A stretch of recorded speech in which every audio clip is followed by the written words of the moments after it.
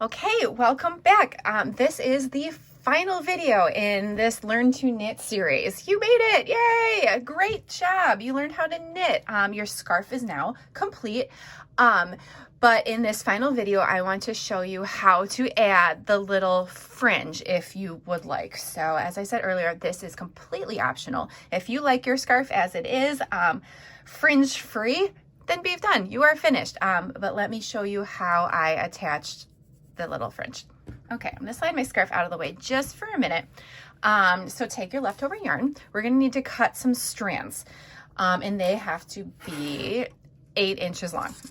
Again, with all this measurements that I've been throwing out there, I use it as 8 inches because then we fold it in half, so the tassel, I keep saying tassel, the fringe will be 4 inches long, but that you can do whatever size that you like.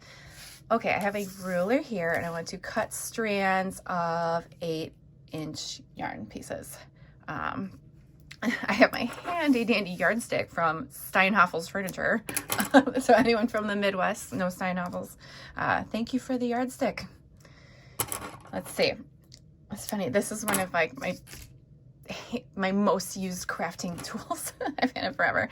Okay, I've got 8 inches strands here, and just go ahead and make a bunch of them. I've got a little pile here of ones that are 8 inches ready to go. Okay, I need my scissors for a minute. Let me pull the scarf back over. All right, start with one strand. We are going to fold it in half, and the looped part is going to get thread through each stitch, or I should probably say between each stitch. So check out your scarf right now. And remember from my earlier video, I said each stitch has 2 legs to it. So let's look closely. This would be one stitch. Okay, you can feel around your fingers and separate in between them. So then next, see, there's 2 legs here. That's another stitch. So basically you're going by 2s, and you want to do it not on this like bind off or cast on edge, just above it. So you'll feel there's like that hard finish is kind of like tight at the top. Just above it, you'll be able to find where there's spaces in between each stitch. Okay, so you count 2 legs, there's a space. Count 2, there's a space. All right, and you're gonna put one of these strands in each of those spaces. Okay, so there's my first one that I'm gonna go with. You don't want, on the edges, you don't wanna do it at the very end, because sometimes it tends to like fan out and it like doesn't lay straight. So I go in the first space, not all the way out to the outside. Take the loop, because I have it in half now, and I'm gonna put the looped edge up through that gap.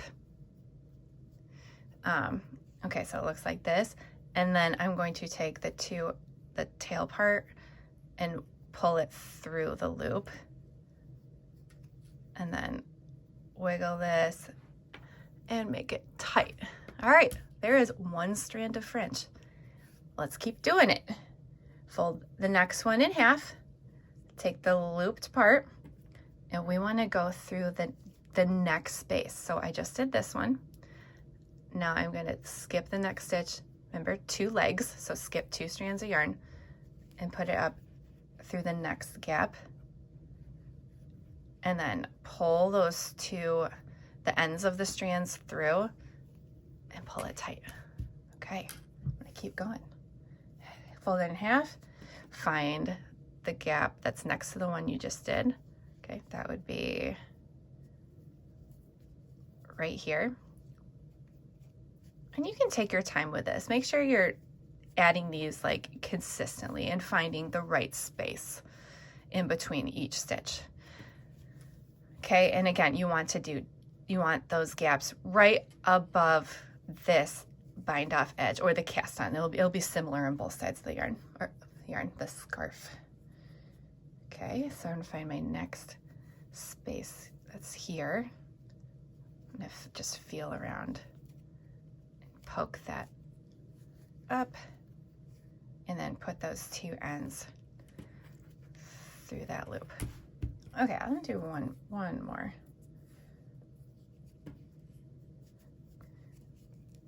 but you kind of get the idea. Do this, I'm sure, do this all the way to the end.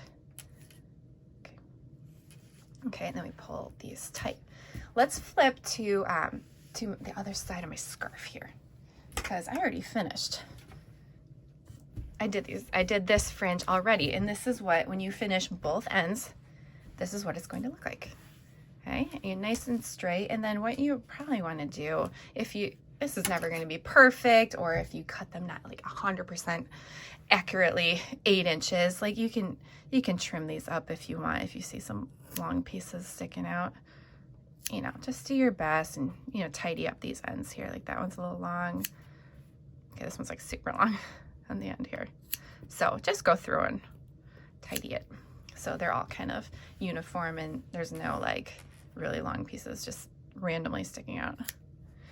Okay, well, this is the end of the scarf. We made it. It's done. So enjoy. And I do want to add a note. So this is like your first intro step into knitting.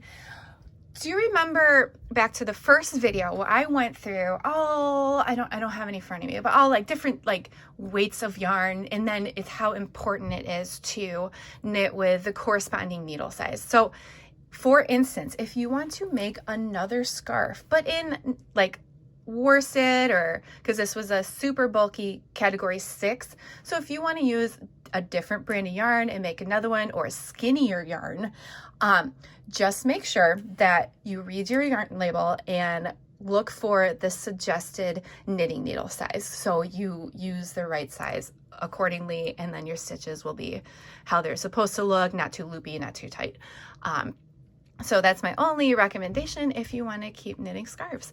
And also, so for this super bulky, and again, you can make scarves as wide as you want, as long as you want.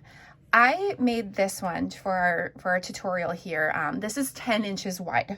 So if yours came out a little different, or you'd like it skinnier, you cast on less stitches. I just want you to note though, if you're using skinnier yarn than this, you'll need to cast on more stitches to even get, if you want 10 inches, you'll have to cast on more than 22 stitches to get this width, because the stitches are smaller, so you'll just need more of them. So all things to consider as you continue on your knitting and practicing and improving your skills. Okay everyone, thank you so much for joining me on this tutorial. Enjoy!